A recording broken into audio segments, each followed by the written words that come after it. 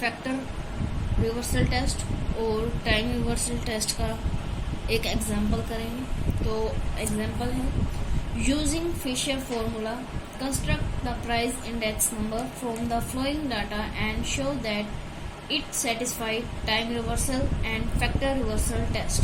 तो हम पहले फिशर फॉर्मूला निकालेंगे, उसके बाद ये देखेंगे कि जो फिशर फॉर्मूला है टाइम रिवर्सल टेस्ट को और फैक्टर रिवर्सल टेस्ट जो है उसको सेटिस्फाई करता है या नहीं। तो हमारे पास डाटा इस प्रकार से गिवन है।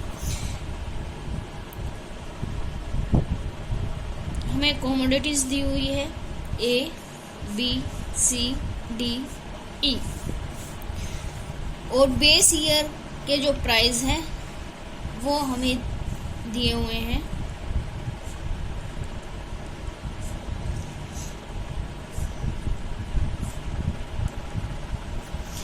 और बेस ईयर की क्वांटिटी हमें दी हुई है 60, 25, 10, 3, 40 और करंट ईयर के प्राइस और क्वांटिटीज जो है वो हमें गिवन है।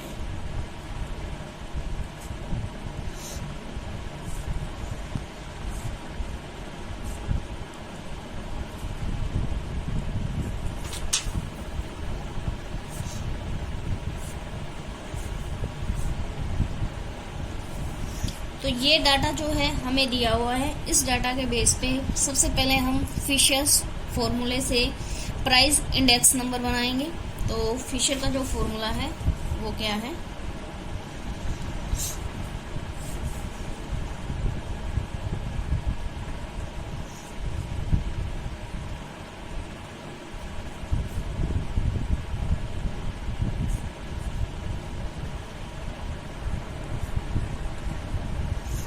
तो हमें P1 Q0, P0 Q0, P1 Q1, P0 Q1 चाहिए।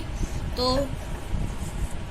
P0 Q0 निकालते हैं। ये रहा P0 Q0, दोनों को आपस में हम मल्टीप्लाई करेंगे।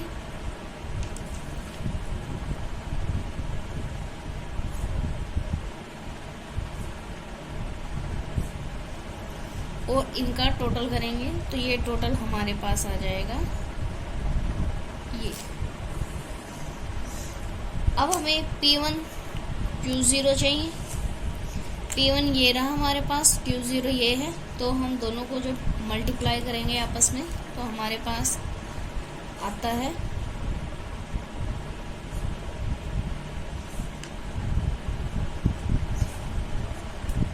इन सब का टोटल हमारे पास आ गया ये। अब हमें चाहिए P0 Q1, P0 और Q1 इन दोनों को हम आपस में मल्टीप्लाई करेंगे।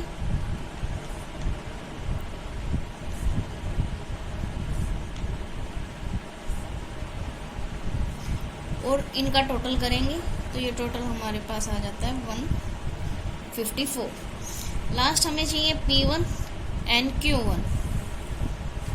P1 और Q1 दोनों को हम आपस में मल्टीप्लाई करेंगे।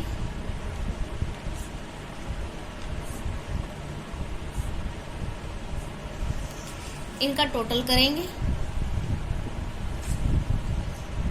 आ गया हमारे पास ये। इसको फॉर्मूले में जो है हम डाल देते हैं। तो प्राइस इंडेक्स निकालते हैं।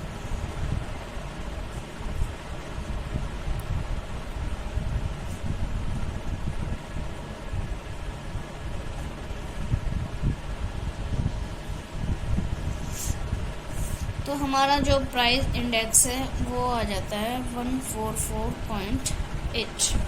अब जो हमारे पास फिशर फॉर्मूलाज का प्राइस इंडेक्स नंबर निकल गया है, अब हम ये चेक करेंगे कि ये टाइम रिवर्सल टेस्ट और फैक्टर रिवर्सल टेस्ट जो है उसको सेटिस्फाई करता है या फिर नहीं। तो पहले हम टाइम रिवर्सल टेस्ट लेते हैं।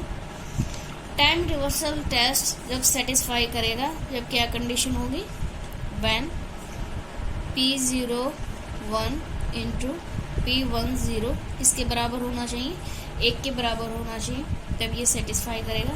तो P01 और यहाँ पे 100 नहीं लगाना है, इस 100 को नहीं लगाना है हमने। P01 जब हम करते हैं तो हमारे पास क्या आएगा,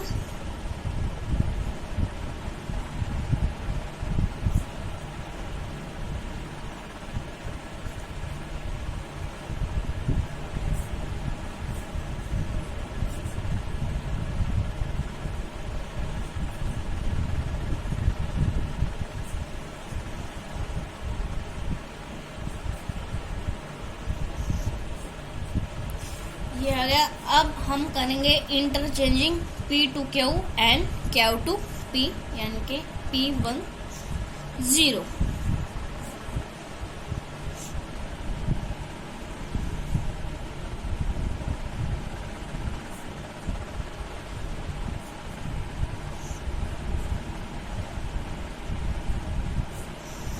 इसमें वैल्यू पुट कर देंगे, सारी वैल्यूज जो है हमने निकाली हुई है, तो उसी में से देखते हुए हम इन वैल्यूज को पुट कर देते हैं।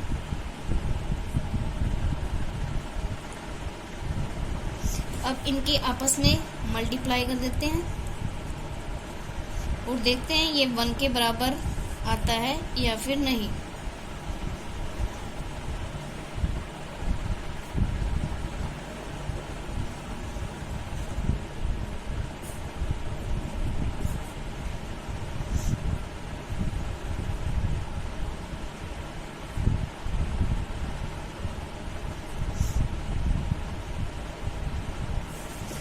देखिए ये वैल्यू यहाँ से कट हो जाती है, ये वैल्यू यहाँ से ये कट हो जाएगा, ये यहाँ से कट हो जाएगा, तो हमारे पास आता है 1 इंटू 1। ये किसके बराबर, इसमें से एक बाहर निकल के आ जाता है, तो यानी कि P01 और P10 हमारा क्या आता है 1। तो यानी कि जो फिशर का जो फॉर्मूला है वो टाइम रिवर्सल टेस्ट को सेटिस्फाई कर रहा है।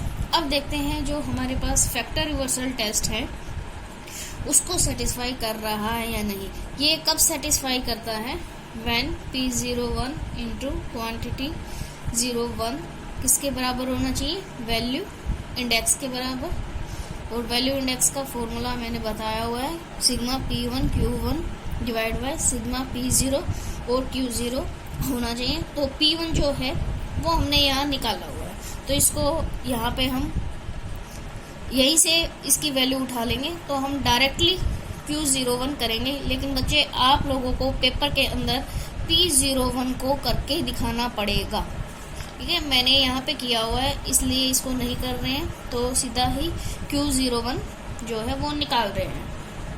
तो इंटरचेंजिंग कर देंगे P2Q एंड Q2P, तब हमारे पास क्या आता है,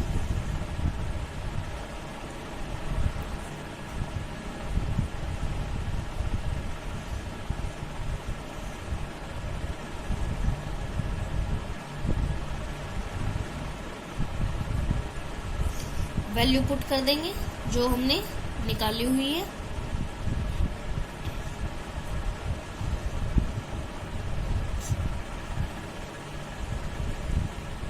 अब दोनों की आपस में मल्टीप्लाई कर देते हैं,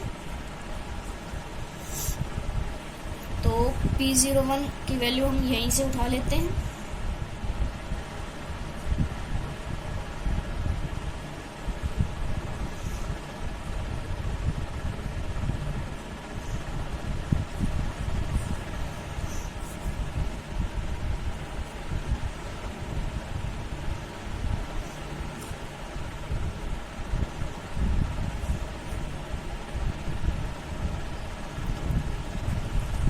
देखिए जो वैल्यू, ये वैल्यू कट हो गई, ये यहाँ से कैंसिल हो गया और हमारे पास कैंसिल नहीं हो रहा है, तो हमारे पास वैल्यू आती है 223.5 157.5 इंटू 157.5, इसमें से ये बाहर आ जाएगा एक।